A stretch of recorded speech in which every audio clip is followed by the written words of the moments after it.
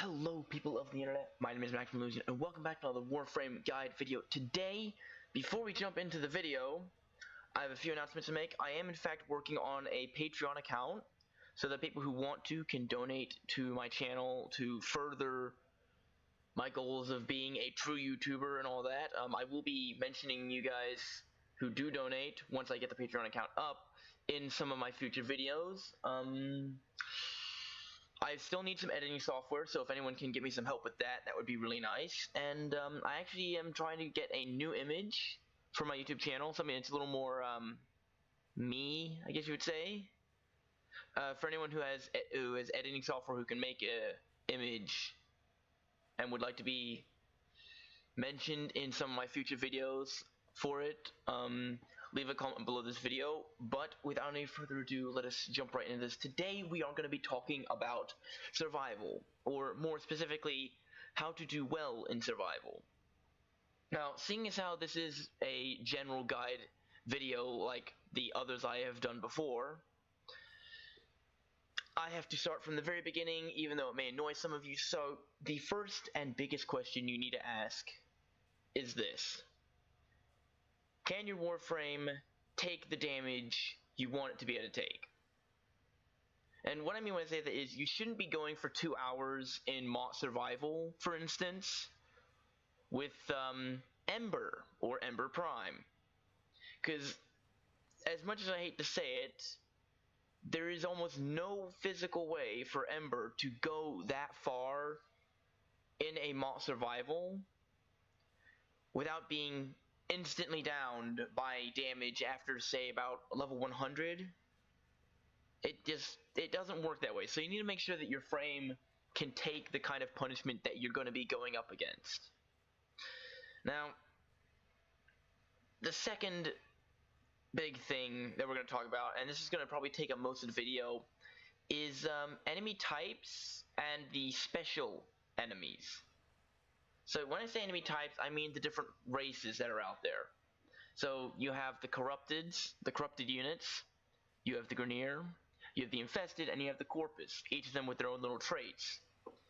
The Infested are all health, no damage reduction, not much more can really be said there. The Corpus are shields and health, mostly shields, because I'm assuming it's because they're technology based. The Grineer are basically just armor. That's all they are. No health, all armor. And it's actually pretty effective too. This is strange. And then you have the most dangerous units of all, the corrupted units, which are basically all the other three races combined into one race that, you know, really, really want you dead. Now, within each of these races, you have the basic units. You have the Lancers in the Grineer, you have the Chargers in the Infested, so on and so forth. And then you have the more special units, the units that are unique to that type. And knowing how to fight these units are key to getting really far in survival. So for the Infested, we have the Healers. These things are terrifying to go up against at a late level due to their effect. Within something like a 20 to 30 meter radius, once they activate their ability, they are bound to the units within said area, and they give those units a 90% damage reduction. So, as you can probably guess, in the later levels of the game, multiplying the enemy's health tenfold is not fun to go up against. So it really will complicate your game. But early game, they're more or less useless on the Infested. Now, it is useful to note that when you're going up against corrupted units and a healer pops up, it should be your #1 priority to annihilate that thing as fast as humanly possible. For the sole reason that level 200 Grineer with a bonus 90% damage reduction from an Infested healer is one of the most terrifying things I've ever had to fight. In fact, the only thing that can really kill these things correctly while they're under that effect is covert lethality. Now there is a counter. As soon as the infested healer dies, the effect goes away. So, it is good to note that it does have weakness. Other than that, you have the infested Moas that spit out large goops of corrosive, unidentified liquid that will strip your armor very quickly and does some pretty intense damage in the late game. So the infested are some very unique units. One of the other things you have to look out for are the parasitic Xmas, whose main ability is being ridiculously tanky and draining all of your energy in seconds if there's too many of them. So watch out for those enemies when fighting the infested. Now let's move on to the Grineer. The Grineer have their classic units, the Lancer and a few others, but one of the units you really need to watch out for is the Hayaka Masters. It's not that they're tanky or anything, but numbers do count. Especially if you're stuck using a primary and don't have a melee. Trying to take on all of their little cats at the same time can be annoying, to say the least. On top of that, you have to watch out for the Bombards, the Hellions, and the Gunners. Each of them have their own little effects, but the main thing that you need to watch out for, other than their massive damage output, is the sheer amount of armor these guys have. They are typically what will stop a run in Grineer tile sets in survival, as well as corrupted tile sets. Because after about level 200, killing them gets kind of complicated if you don't have some way of bypassing their armor or insta-killing them in some way. So, on to the Corpus. The Corpus are sort of I would say they're a bit of a weaker unit because they don't really have that many special units. In fact, as far as I can tell, they only really have 2 special units. And one of them I wouldn't really call special, it's more of just a modified variant. But the first unit we need to take a look at is one of the most infamous units in the entire game. The Corpus Nullifier Crewmen. These things are a scourge on society. They're one of the most annoying units in the game to deal with, especially if you don't realize he's there and you end up walking into them. In their little bluish, or if you're fighting corrupted, gold bubble, walking into it will instantly destroy and negate any ability you have active. Completely gone. Doesn't exist anymore. On top of that, the shield itself cannot take anything but base damage, meaning that trying to destroy it with melee attacks is almost impossible in the late game. Now, you can use your primary to shoot the little drone that creates the bubble, but that thing is small, constantly moving, and once again, in the late game, actually has a pretty good amount of health. Personally, I use the Neutralizing Justice modification in order to get rid of these shields really quickly and easily. Makes it really, really quick and painless to get rid of them. You don't have to deal with them anymore. But everyone has their own personal styles. You can get rid of it using melee, just not recommended because trying to melee something without running into it sort of is a problem with Warframe, especially with a lot of my builds using the Maiming Strike Spin to Win strategy for our main form of damage. Just a note out there. And then we have the second unit, we have the Oxium Drones. Really not much to say. They're basically an armored Corpus unit that flies. Not much else. One of their main strategies is if they get low enough in health and you don't destroy them in time, they will suicide bomb you and destroy themselves. It is good to note that if they do this, you do not get any drops out of it. So, and now we move on to the final set, Corrupted. Corrupted's only real special unit, or I guess special thing in general, is the fact that they have access to every single unit in the game. So, you name it, you can probably eventually find it there. There are a few exceptions that you just never find there for whatever reason. They're probably just too smart to be caught under the void spell or something like that.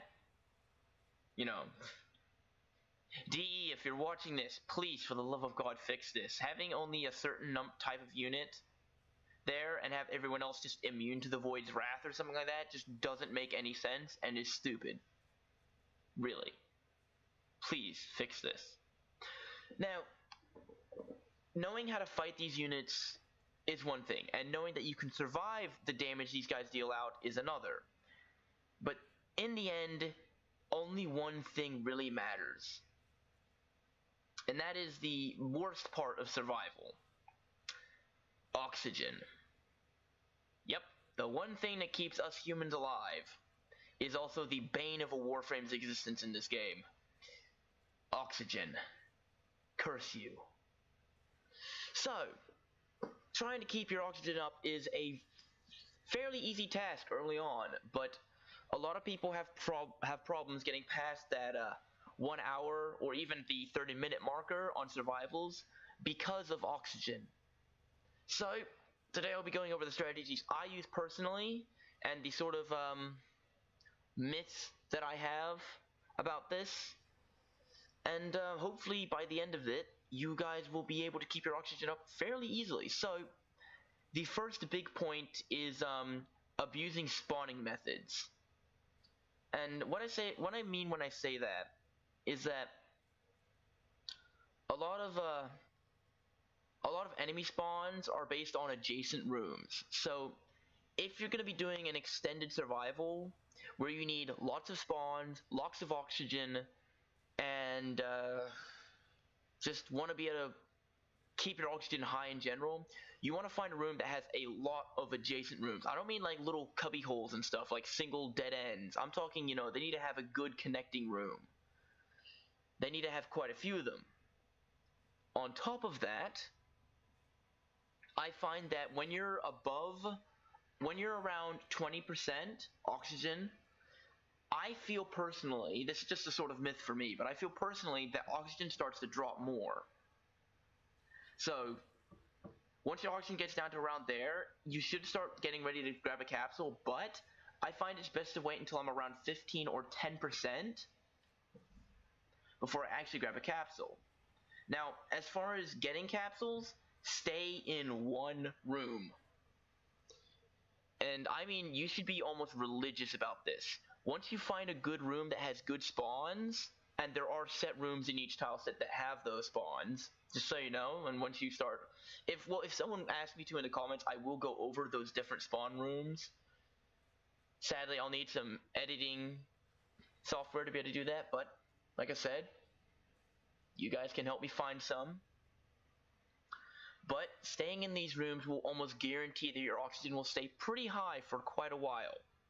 Now, once your oxygen gets down to around that 15 and 10% marker, don't get one, get 2 capsules at once. Because I find that once your oxygen's above around 70%, there'll just be an influx of drops of oxygen, and it will just jump you back up to around 80 to 90% pretty easily. Once that's done, all you gotta do is last for 5 minutes. One of the things that a lot of people don't realize is that oxygen capsules spawn once every 2.5 minutes. So after 5 minutes, your 2 capsules will be back.